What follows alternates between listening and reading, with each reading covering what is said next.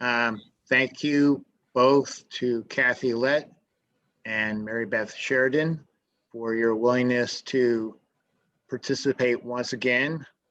You participated 3 years ago in sharing your knowledge regarding the hazardous waste generator improvement rule, which might have been proposed at the time, or it might have been just finalized. I'd like to share a little knowledge before I pass this on. Kathy Lett and Mary Beth are both with EPA's Office of Resource Conservation and Recovery. Kathy has worked for EPA for 20 plus years, primarily on hazardous waste recycling and generator issues. Mary Beth Sheridan has worked for EPA since 1997, also on hazardous waste recycling and generation. Mary Beth will start off, and without further ado, take it away. Okay, thanks, Mark. We're going to go over some of the specific provisions of the Hazardous Waste Generator Improvement Rule. I'll give a quick summary of the overall rule, but then we're going to focus on 6 provisions that we think you're most interested in. So these were brought to us by Mark and others that you would wanted us to focus on these. So as some or most of you probably know, it was first published in November 28th, 2016. And the effective date was 6 months later, which was May 30th, 2017. So RCRA is a state authorized program. The states run it, most of the states. So it really only went into effect on that day in Iowa, Alaska, where EPA runs the program, the territories and tribal lands. And then the rest of the states go through what we call the state adoption and authorization process. And they run the program in those states. They do have to pick up the more stringent provisions, which I'm going to go over. And they can choose whether or not to pick up the less stringent provisions. And those that are considered what we call equally stringent. In this case, the main one in this rule is the reorganization. But we do, of course, we put the rule together as a whole package, and we do, of course, encourage the states to pick up the entire rule.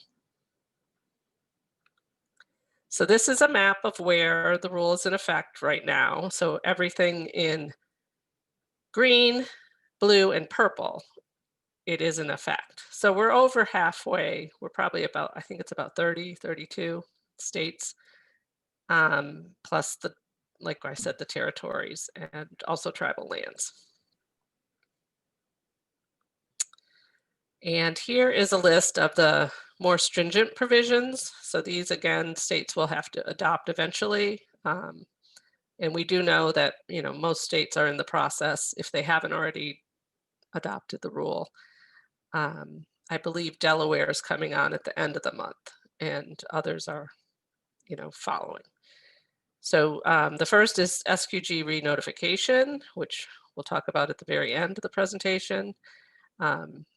There's a couple provisions related to Satellite Accumulation Area that are more stringent than the previous regulations, and those relate to incompatibility and the requirement to include SAAs in a generator's emergency preparedness and prevention. Identifying the hazards for all areas of a generator's program is more stringent, and I'm going to go over that in just a few minutes. A couple other are notification of closure and the requirement to close as a landfill if the LQG, this is specific for large quantity generators, if they can't meet closure performance standards. Basically, they can't close their site, then they have to close as a landfill. This would be a last resort, but it's now in the regulations. And then there's a couple provisions related to biennial reporting that are more stringent, and those would be federally, it's the LQGs that do the biennial report. And then the last one is a quick reference guide, which is also an LQG requirement, and Kathy will go over that. Then there's a few provisions that are less stringent, and these are sort of, the first two are are kind of like new programs within the generator, um, overall generator program.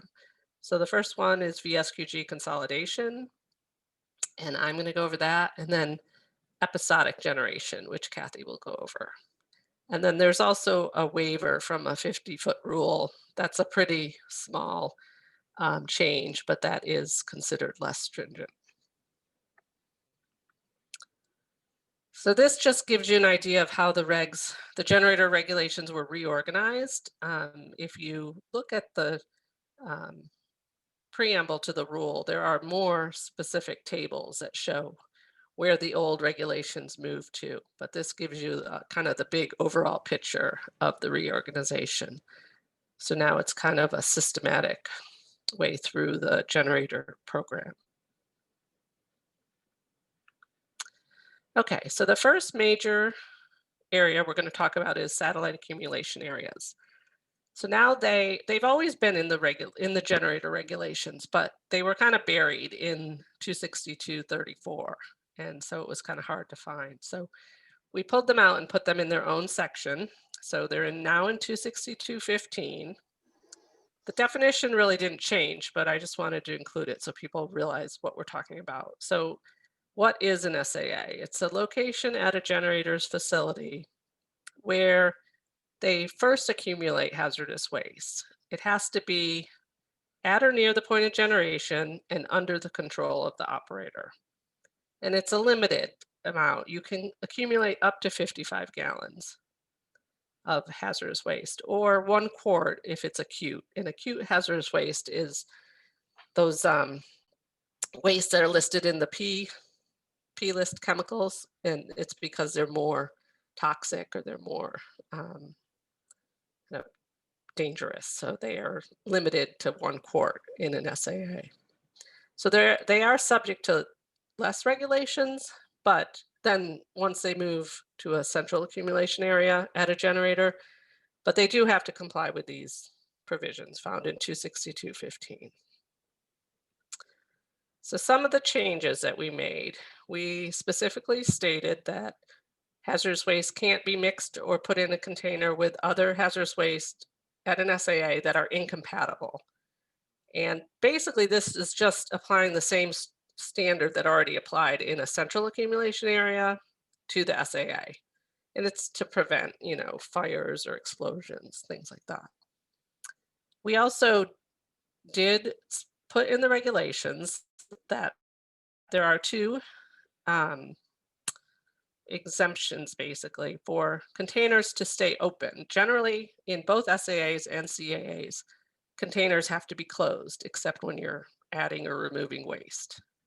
But in the SAAs, we recognize there were occasional reasons to let a container remain open temporarily. And it's in order to allow for safe operations under 2 circumstances. One, if you need the container to remain open to allow for proper operation of the equipment, or if you need to prevent a dangerous situation such as like the buildup of extreme temperature or pressure. So for example, if it's, the process that's generating the waste comes out, the waste is very hot, and if you closed it right away, it could cause something like an explosion, then you're allowed to leave it open until it cools, and at that point it has to be closed. So these are very limited and very temporary situations. Another change was that we just put in the regs what the weight, because sometimes it's easier to measure. So the regular hazardous waste has the volume of 55 gallons. So we put in the maximum weight for the acute, we put in the weight limit to equal 1 kilogram. So the volume is 1 quart, but sometimes it's easier to measure in weight. So that was a minor change. We also clarified that 3 days means 3 consecutive calendar days. So this is when the waste reaches that accumulation limit in the SAA, either 55 gallons or the 1 quart. the generator has 3 days to move it to the CAA or to get it off site. So we just clarified that is 3 calendar days. And then we rescinded a memo that was specifically about reactive hazardous waste. Originally, at some point in the past, we had said you could store that away from the point of generation and it still be an SAA. And we decided that if it's so dangerous that it needs to be stored separately, then it should go directly to the CAA. And then finally, I'm going to talk about marking and labeling, but we made them consistent throughout the generator facility. So starting at the SAA and all the way through, you have to label with the words hazardous waste and the hazards. The SAA doesn't have an accumulation start date, but if you do reach the limit and you have to move it to the CAA or the TS or offsite, then you do mark the day that the limit was reached. Also, in the preamble, we clarified what we mean by under the control of the operator. So that's generally someone who's familiar with the operations.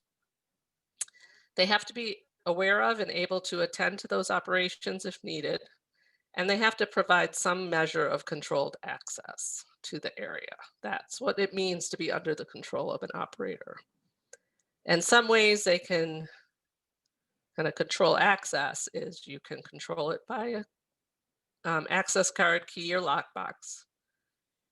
You can also control it by locking the waste in a cabinet, as long as the operator has control to the key, even if the room is not controlled. And the operator, another way they can be in control is to, if it's regularly in their view during the course of their job, or if they are able to see anyone enter or exit the SAA. Those are all examples of what it means to be under the control of the operator.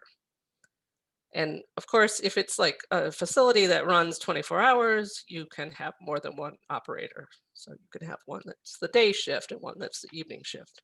That's still, within the regulations.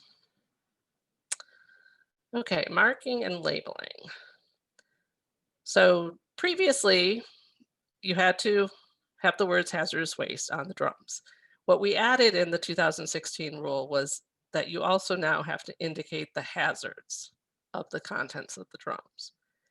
And if you have a containment building, you wouldn't have drums or accumulation units like tanks or drums, but you would have to put the hazards on the actual wall of the containment building. These are pretty unusual and not very common containment buildings. Generally, we're talking tanks and containers. And the reason we did this was to improve risk communication for workers, waste handlers, emergency responders, visitors, etc. We did build in flexibility. So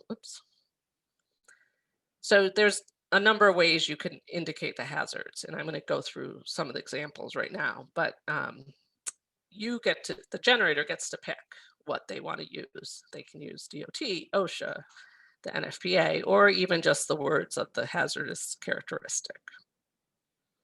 So that's what this first example shows is the words toxic, the word corrosive at the bottom. Those would be indicating the hazards by using the RCRA characteristic.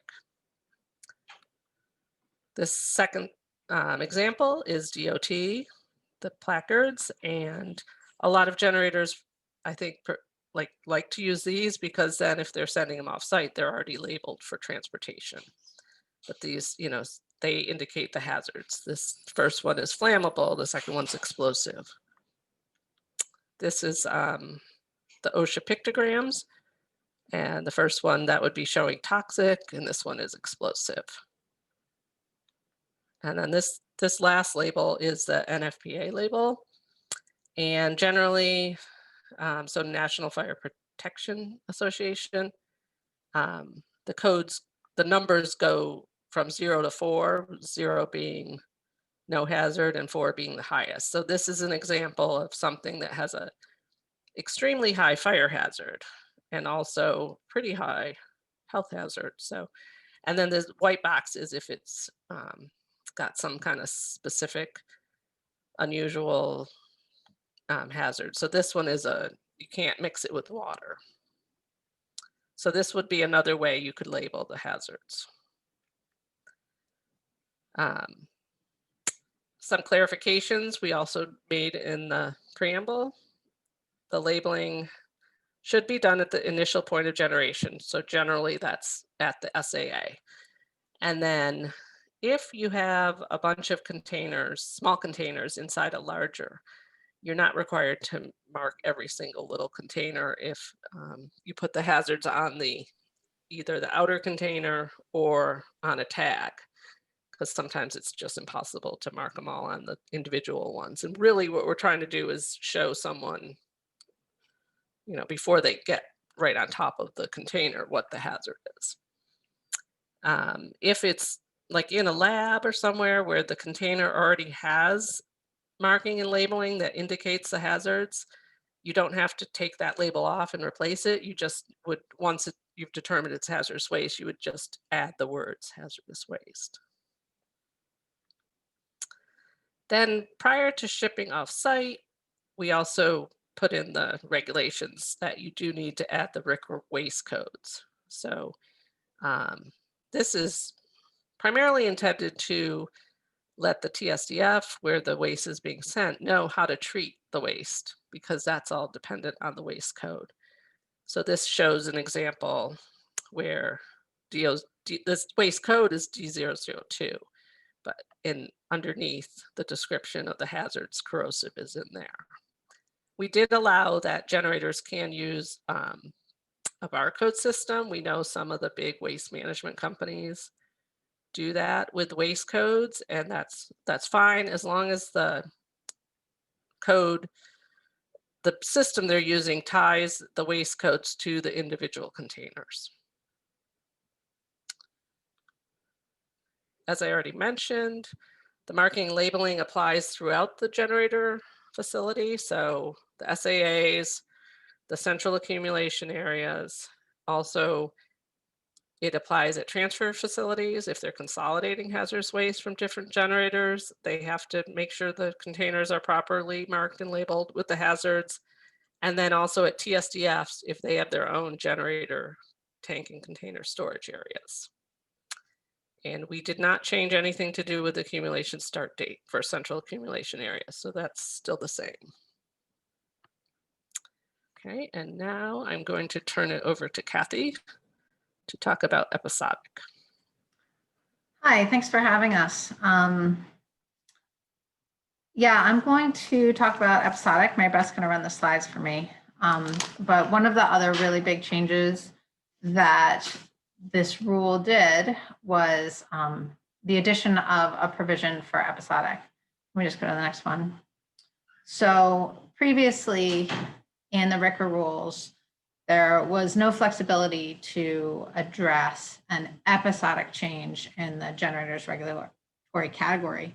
So what we mean by that is, if a generator is chugging along, usually is a VSQG, a very small quantity generator, or a small quantity generator month after month, but then there's some sort of larger event that bumps them out of that category for a short period of time. That was what the rules didn't really have any flexibility to address. So the generator would have to comply with a more comprehensive set of regulations for that larger category for a very short period of time, and that didn't necessarily make very much sense. And so that's what we are trying to address with this rulemaking. Next slide. So what we did is we added these new regulations that are in Part 262 subpart L that are specifically for this situation. The rules are applicable to both VSQGs and SQGs, although there are tweaks depending on the category, and I'm going to run through that. And I also want to note that this is one of those less stringent provisions that Mary Beth talked about, that a state doesn't have to adopt. when they're picking up the more stringent parts of the generator regulations. I also want to stress that under episodic generation, all the waste from the episodic events has to be shipped offsite with a hazardous waste manifest, and it has to go to a RCRA designated facility, whether that be a permitted TSDF or to a hazardous waste recycler. That was a really important part of this provision, because although it is kind of a streamlined set of requirements for the generator, because it's an episodic case, we really wanted to make sure that the waste is still getting managed in the safest possible way. Mary, thanks. This slide just covers where you would look in the federal requirements for the episodic generation regulations. There's one little piece in 262.13 that says that when a hazardous waste is being managed under an episodic event, it doesn't have to be counted toward the generator's category. But then the bulk of the requirements are in subpart L of part 262. And that's where the conditions are. So what is an episodic event? What are we considering an episodic event? An episodic event means an activity or activities that can be either planned or unplanned that does not normally occur during the generator operations, and that results in an increase in generation to exceed the calendar month quantity limits for the generator's usual category. We do put some examples of the different kinds of events in the regulations. So a planned event would mean something that was planned for, and that would include things like regular maintenance, tank cleanouts, short-term projects, or the removal of excess inventory. And then an unplanned event would be something that the generator wouldn't reasonably expect to occur. That could include a production process upset, product recalls, accidental spills, or something coming from a storm. I do want to note in here that if, for instance, a generator has, maybe they're in manufacturing and they have a really big month and they produce more than they expect and therefore have more waste, that would not fall into something that we would consider an episodic event. Okay, next slide, thanks.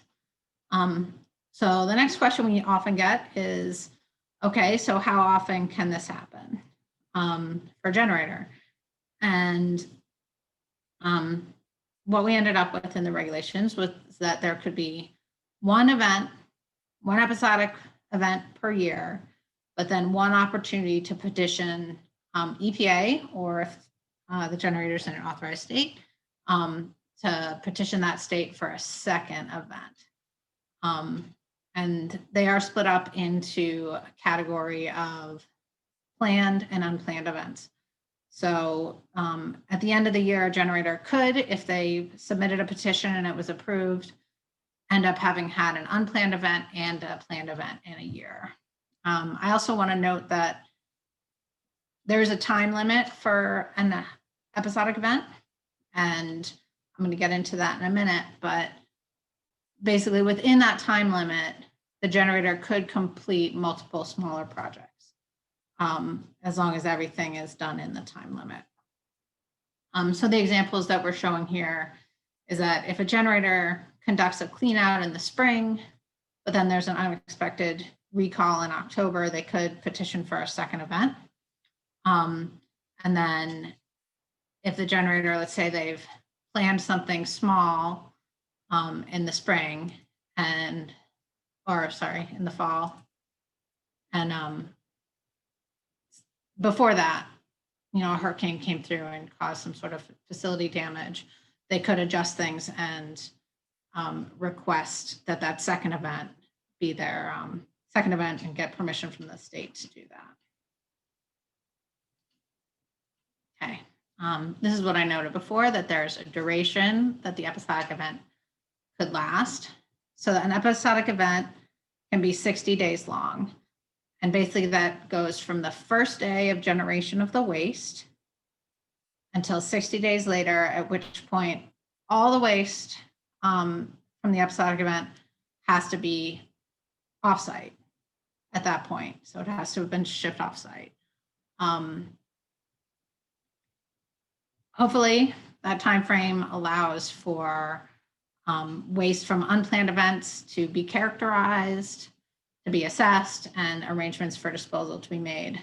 For planned events, we would expect that because they were planned, all those arrangements are made ahead of time, and therefore the 60 days should definitely allow for that.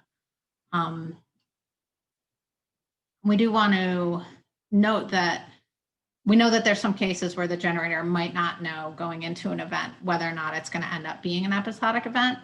Let's say you don't know if the waste is going to end up being hazardous waste, or you don't know if you're going to have enough from a clean out or something to bump you into the next category. And we talk about this in the preamble to our rule, but basically what we would recommend, and I know that some of the states are implementing this way, is that the generator do a notification, say we have an event, and then if it turns out that it's not an episodic event for either of those reasons that I talked about, they could contact the state and cancel the event and say, actually, we didn't bump out of VSQG because of this event, or we had a spill and we cleaned it up and we sent it off. We thought it might be hazardous, but it turned out it wasn't. That kind of thing. So I did want to note that. Okay, so when you get into the requirements for doing an episodic event, both VSQGs and SQGs have to do notification. This was a really important part for EPA because we know that the states use this kind of notification to do their oversight and to make sure that the provisions that are being put into place are in the end being followed, and so that we can know how many of these events are happening. So both VSQGs and SQGs would notify using a site ID form. For a planned event, notification has to be 30 days or more prior to the event. For an unplanned event, obviously, we can't manage that. But what we do say is notifying within 72 hours of the event by phone or email, and then following up with a site ID form. And that 72 hours kind of conforms with some of the spill reporting requirements, and would allow if it's a really big, a hurricane, it knocks out power, that kind of thing, it should allow for these facilities to get online and be able to make a contact. With the notification, one requirement for VSQGs would be to get an EPA ID number, which federally an EPA ID number is not required for VSQGs, so that's an addition for them. And they will get that by submitting the site ID form. The state will give them an EPA ID number. And then along with that, the notification includes start and end dates of the event. Again, that's within 60 days. The reason for the event, the types of hazardous waste, estimated quantities of waste, and then emergency coordinator contact. Among the other standards that we have that EPA felt were necessary to ensure protective management of these wastes. For VSQGs, there's marking and labeling. And so in addition to the marking and labeling that Mary Beth mentioned and went through earlier, they also have to note that the waste is episodic hazardous waste. The waste has to be managed in a manner that minimizes the possibility of an accident or release. And that includes having containers in good condition that are compatible with the contents and are closed. If the VSQG is using containers that meet the Part 265 subpart I provisions, that would satisfy this. And any tanks being used have to have procedures in place to prevent overflow, and they have to be inspected each operating day. We also want to point out that under the episodic rules, treatment's not allowed by VSQGs. You guys might know that there are provisions to allow generator treatment in general by SQGs and LQGs. Those rules or that ability to do treatment is dependent on the subpart I and J provisions for tanks and containers. Because that's not a requirement here, VSQGs are not allowed to do treatment under these conditions. And then if the waste is on drip pads or containment buildings, it can't be managed under subpart L.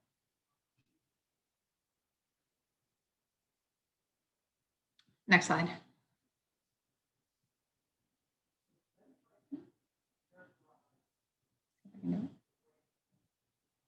Mary Beth, can you switch to the next Sorry, slide?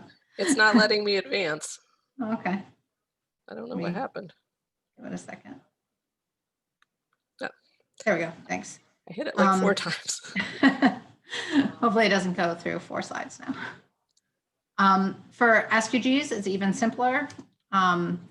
Basically, for their marking and labeling, they have to do the same updated marking and labeling that we talked about earlier, and then the waste has to be labeled episodic hazardous waste.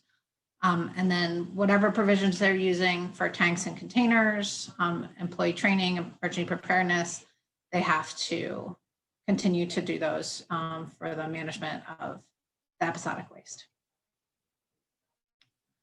And then again, drip pads and containment buildings are not under the scope of subpart L. There is some record keeping. The record keeping is important to maintain cradle to grave management, which is a key idea behind RCRA. Records have to be maintained for 3 years from the completion of each event. And the records that have to be maintained are all things that are basically already in place if the generator is in compliance. So elements from the site ID form or from the manifest. And so that would include beginning and end date of the event, a description of it, the types of waste and quantities of waste generated, how the waste was managed, so where it went, that's from the manifest, the name of the hazardous waste transporter, and then if there was a petition submitted for a second event, the approval from EPA or the state, and then copies of those notifications and manifest. For the petition, this can be a little confusing the first time you go through it, but basically, like I said earlier, if a petition for a second event is approved, then the generator can end up with a total of 1 planned and 1 unplanned event during the calendar year. This petition, it has to be made in writing. It has to include the reason for the event, the nature of the event, estimated amounts of hazardous waste to be managed, how it's going to be managed, a lot of the things that were on that notification, estimated length, and then information about the previous event in the calendar year. The petition has to be submitted 30 days or more prior to the event and for a planned event. And then if the generator does not hear back from the state for a planned event, they can't manage under subpart L. For an unplanned event, it has to be a slightly different approach. So EPA and the state has to be notified within 72 hours by phone or email, followed by the submittal of the site ID form.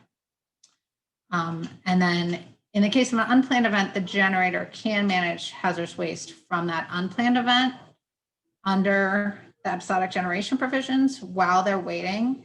But if the petition gets denied, then the generator has to start managing under hazardous waste. And we don't have a set of criteria in the regulations for why a state might deny a second event, but it could be because maybe they've seen compliance problems or a lack of understanding about the episodic provision from a facility in the past, and they don't feel comfortable having a second event there. I have a couple of examples here. We're kind of running low on time, so I'm not going to spend too much time with them. But basically, in the first one, it would be a planned event. I should have updated the years on this, but so if an SQG early in 2018 plans a big maintenance project and they know they're likely to bump out of the SQG category, they can look at the dates. In my example, the event is supposed to start on September 17th and be completed by November 5th. Therefore, that's less than 60 days, and it can be an episodic event. The SQG would identify the waste codes to be generated and estimate amounts, notify the state before August 18th, using that site ID form, and then do all the things they need to do to set up contracts for transport and management. All the waste would have to be offsite by November 16th if they're not going to count it towards their generator category.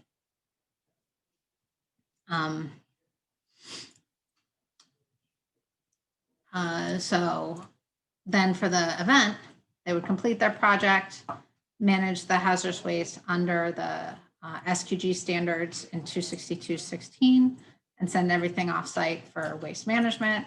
And then they just maintain the records for 3 years. If they have another event that year, then they have to petition the state for that second event. In the case of an unplanned event, so a VSQG might experience a storm in March that causes a spill of the product, and they think that the cleanup's going to cause them to exceed their regular limits. If they think they can get it cleaned up in 60 days, it can be an episodic event. And that VSQG would have to notify the state within 72 hours.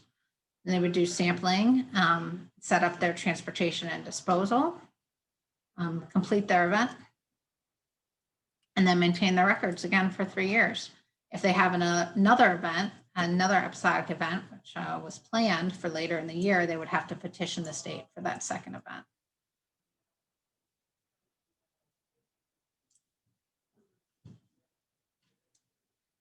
And Mary Beth's gonna talk about waste consolidation at this point, and I'll talk to you guys again soon. Okay, and I should have mentioned this earlier. If you have questions, feel free to submit them through the chat, and we'll try to answer what we can at the end. Okay, so the other kind of big provision in the generator improvements rule that is less stringent is this VSQG consolidation. And so, like we said earlier, if the state has to pick it up in order for someone to use this provision in their state, because it is less stringent than the rules were before 2016. But in general, we had been hearing over the years that some like larger companies or companies that had, or facilities that had small remote locations, that they would like to be able to consolidate their own VSQG waste to get more efficient shipping, but also more efficient hazardous waste management. It reduces the liability for the company as a whole if they manage it as hazardous waste. And we were interested because federally, at least, VSQG waste doesn't have to go to a RCRA permitted TSDF.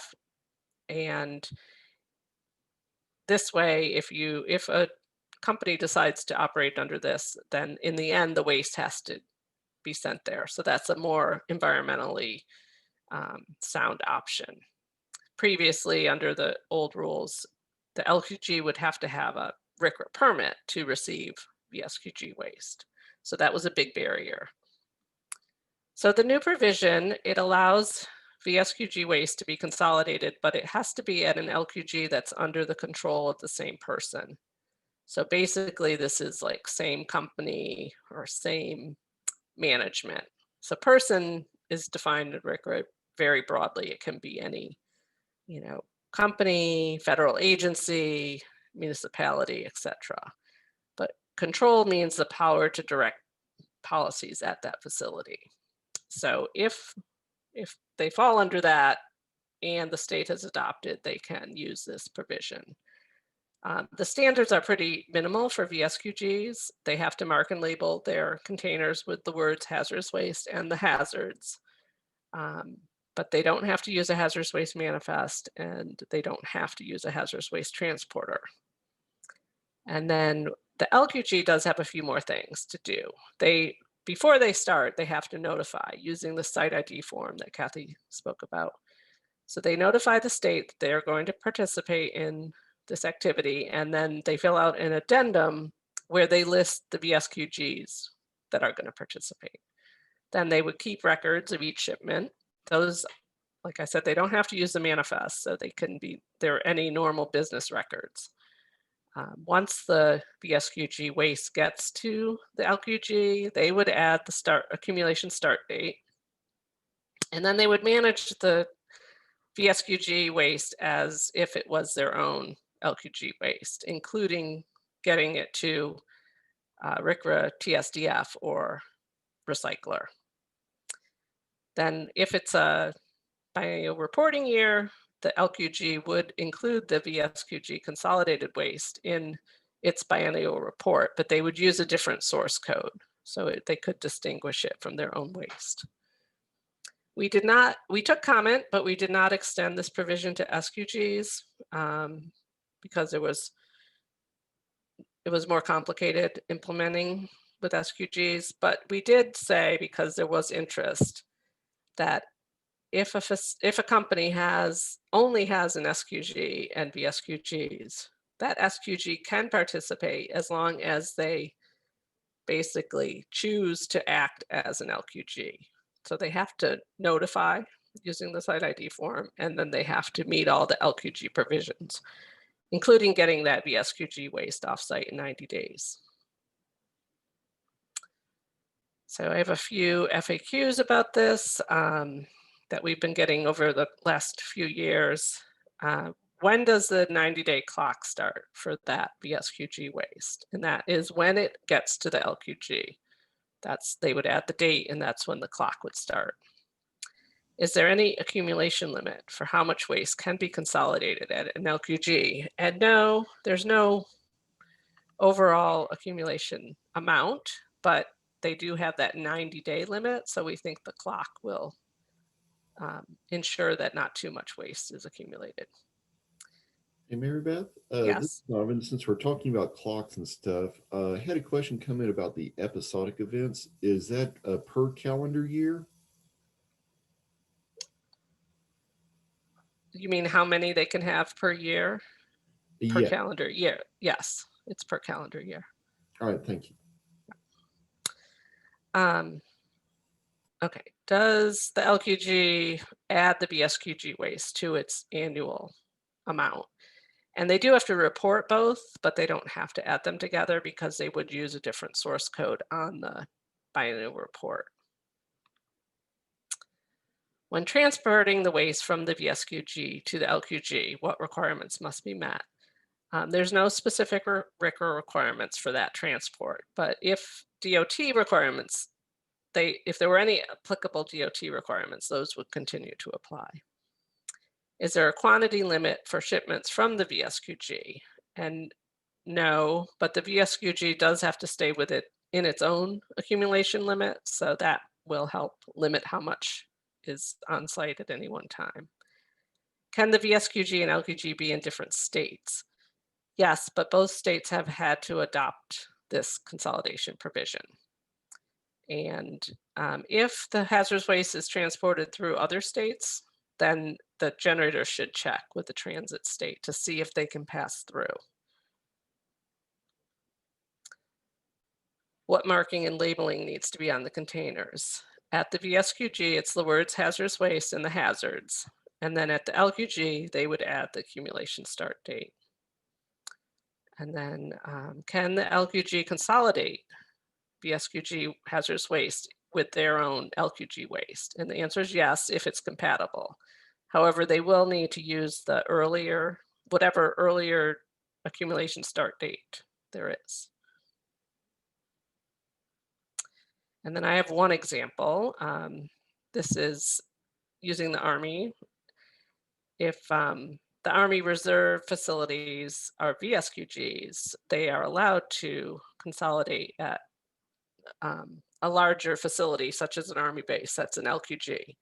And this is assuming they're both in states that have adopted this provision.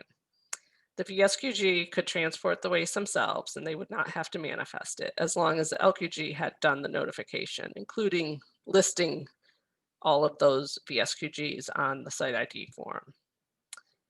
The reserved sites, those VSQGs, would need to mark their containers with the words hazardous waste, and then they would label the hazards. And in this example, if they were generating spent solvents that are ignitable, they could use this DOT flammable liquid placard.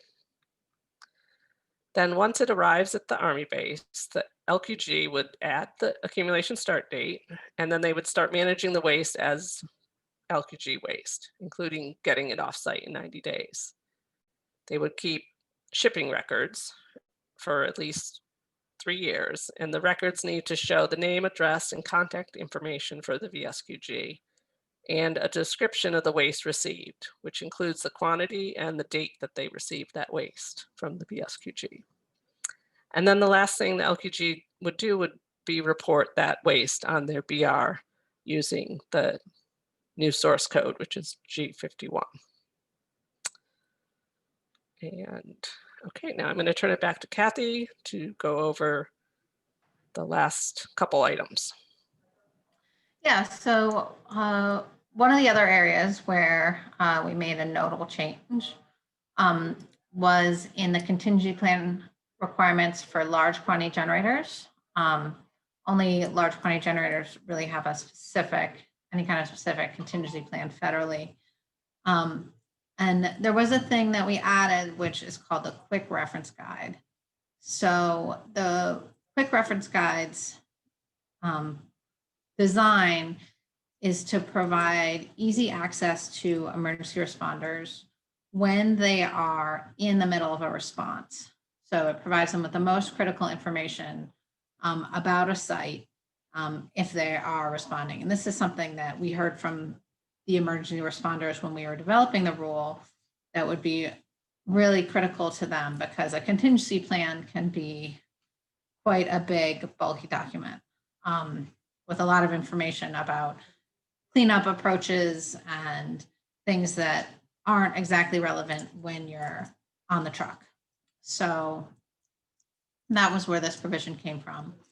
And basically it's a phased in approach. So a new LQG that is submitting a contingency plan for the first time to their emergency responders would have to include a quick reference guide. And then existing LQGs have to submit a quick reference guide when they otherwise update and submit their contingency plan, which is a existing requirement in the regulations. Instead of something substantive changes in the contingency plan, they have to submit a new one.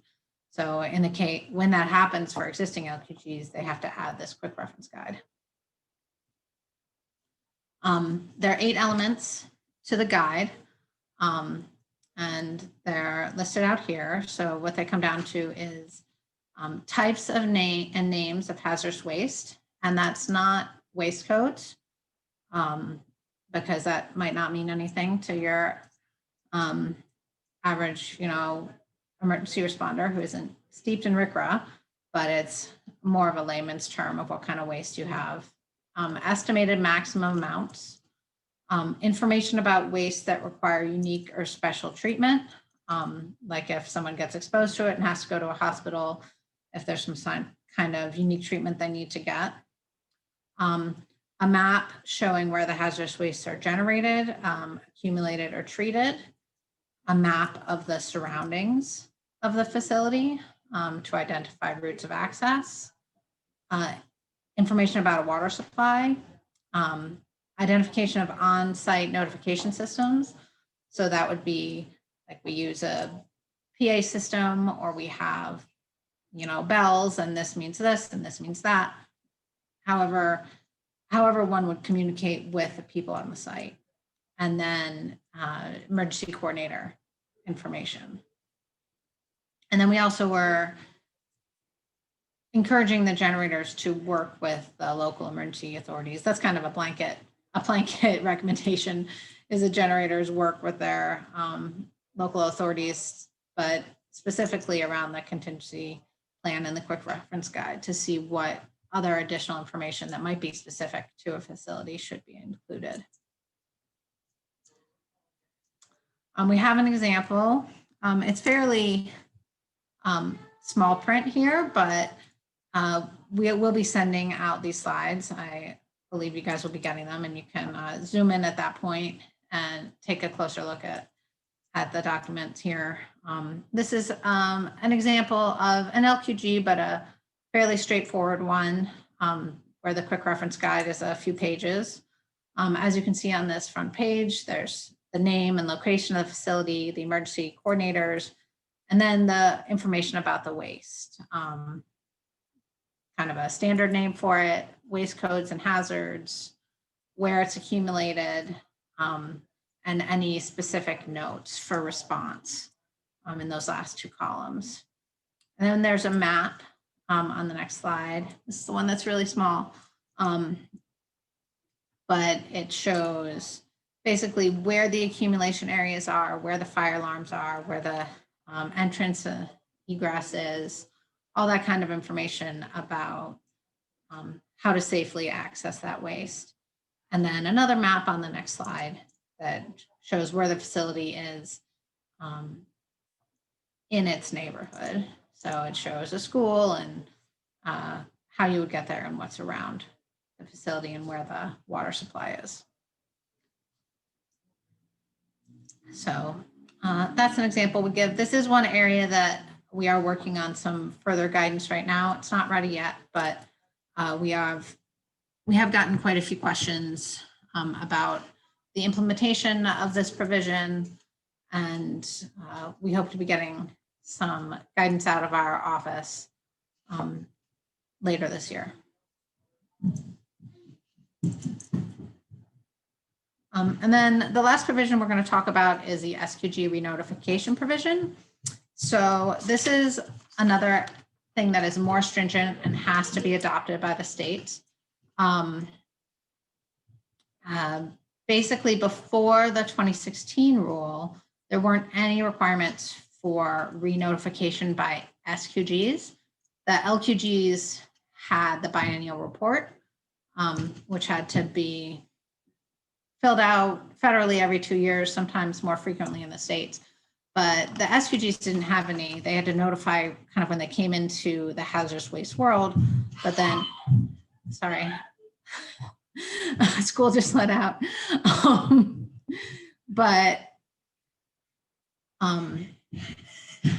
Shush. You shush. Sorry, guys. Sorry,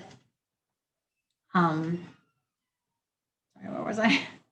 Oh, the renotification. But the SQGs, their data would go into the system for EPA or for the states, and then would not necessarily be updated if the facility went out of business or they stopped generating hazardous waste. They would just be kept in the system unless the state made an effort to go through and remove defunct SQGs, which meant for a lot of un-up-to-date data. So this is a provision that's really meant to refresh our information about what SQGs are operating, which will help with implementation and understanding the universe as we look at our regulations in general. This is a provision that we delayed starting because we knew that it was going to take, we wanted the states to be online and having adopted the rule for the most part before the renotification started, but now it's 2021. So renotification is later this year. The deadline is going to be September 1st. If a state already has a time frame for SQGs to fill out the biennial report, or they have an annual notification that has all the provisions in this in the site ID form, then things won't really change for them. And, you know, they'll just kind of head forward as they already have. But any states that haven't had re-notification in the past, if they've adopted this rule by September 1st of this year, then those SQGs are going to have to re-notify. And EPA has done quite a bit of work with the states, the implementing states, to provide some information about re-notification to the SQGs. And that's an area that we're going to be working on all year to make sure that this everyone who needs to know about this provision knows about it. Here's some resources that we have. Our websites for the rule and for our stuff in general, a link to that map that Mary Beth showed you earlier, and some FAQs for implementing the rule. We have possibly some more FAQs coming.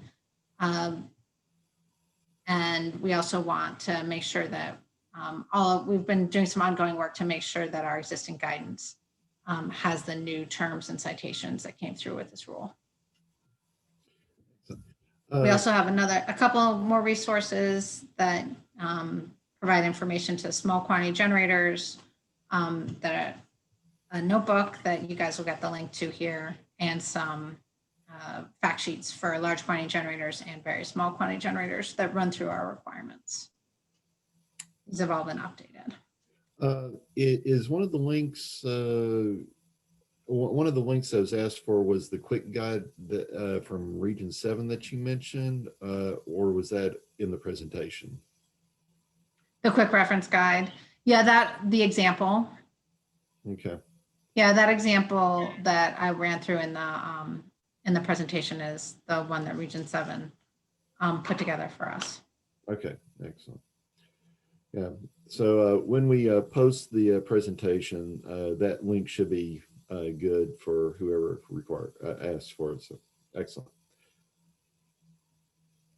Yeah, so you might find that this this top guide, the 32-page guide that really runs through all the RCRA regulations for small quantity generators might be helpful to small businesses. It's not just the changes, it runs through kind of how the whole program works for small businesses and SQGs.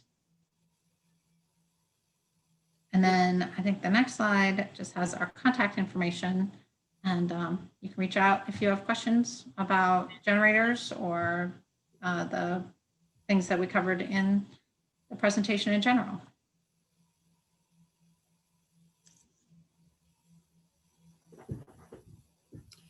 Excellent. There's more back. Did we get any other questions in the chat? I did not see any came up in the chat. There was just the question about the episodic and a link to the Region 7 quick guide. Okay. I do have a question regarding an unplanned event. The 72 hours you mentioned by email, was it email and or phone or email? Is the use of RCRA info an option as well? My RCRA ID, like to go through. ID.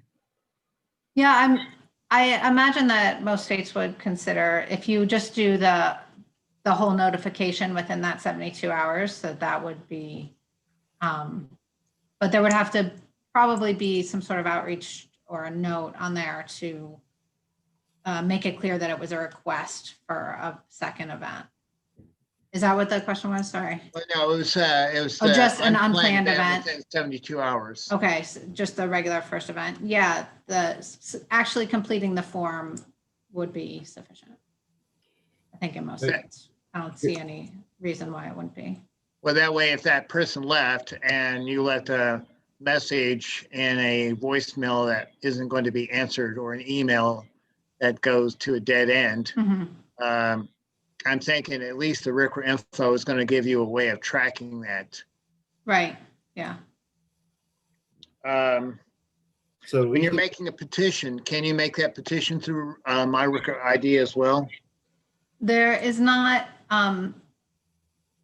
There isn't a block on the form for making it clear that it's a petition. You know, the site ID form does have to be filled out eventually, but the petition request has to be made either in writing, email to someone. And we do have contacts on our website for RCRA notifications in every state, an email address in every state for people to reach out to. And that is a list that is updated, I think every quarter. Speaking So of, should be up to date. when the SQGs re-notify, there isn't necessarily a checkbox there indicating that they are simply re-notifying. Do they email and explain that this is the reason for their submission? No, it would just be an updated form. Yeah, so I think one of the boxes, or one of the places in the first box you can hit is updating my form. And then a question for you on that. In Kansas, we haven't adopted these updates yet, but every year Kansas sends out a notification form and generators have to re-notify or update, including, their activities related to not just hazardous waste, but universal waste, special waste, and then also listing their waste codes. So if Kansas is doing that on an annual basis, would this group still have to do it for EPA? I mean, couldn't Kansas just report that to EPA? Yes, as long as it's the information on the site ID form, Kansas can do that. Thank you. All right. Any further questions out of I had one. This was an issue that came up early in the 2020. It dealt with, I think, a DOT label or class. It was a class 9 that was being used. And I believe a class 9 is kind of like miscellaneous waste. Apparently people were overusing it. And I believe there was some type of work group, which maybe both of you were on, trying to work through maybe getting people not to use that class 9 so much. Do you find that to be an ongoing issue still? We've had that question a couple times, and the states that we got it from originally, said they didn't think it met the requirements, and we agreed. So we just said, that it doesn't give you enough information to know what the hazards are, so it doesn't really fulfill the intent. The miscellaneous, it just means it's not one of the other classes. So you can use the class 9 label, but you need to add something to indicate the hazards. And probably the easiest thing is the RCRA characteristic. So, ignitable, toxic, corrosive, or reactive.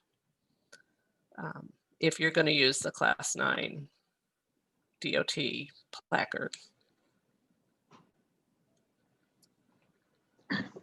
Well, I want to thank both of you for your willingness to participate again, to prepare and to deliver a very good presentation. It's very beneficial to us. I think of myself as a jack of all trades and master of none. So the more we can kind of connect to people who know stuff, they can kind of alert us to issues they're aware of and how maybe to resolve those in order to better help us so that we can help the people that contact us asking for assistance. So again, thank you both very much. Yeah, Thanks for having us. Yeah, and let us know if you have any feedback on any of the materials, the resources that are posted at the end. We'd be interested in hearing about that. Any other questions before we terminate? Well, if not, again, thank you very much for your time, your willingness and your effort to share your knowledge with us. Indeed. Thank you. Have a good day.